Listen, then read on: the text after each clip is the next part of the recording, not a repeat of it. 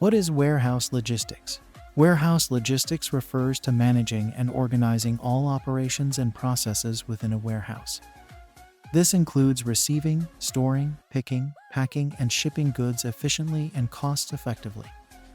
Warehouse logistics also involves managing inventory levels, optimizing storage space, and ensuring the timely delivery of products to customers or other distribution centers.